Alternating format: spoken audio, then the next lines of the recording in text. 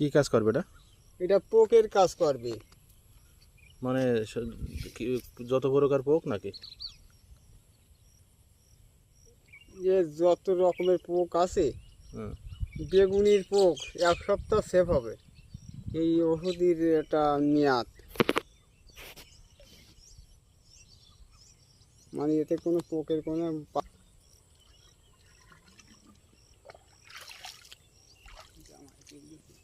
কথা মনে বুঝছিস না আমাকে কি?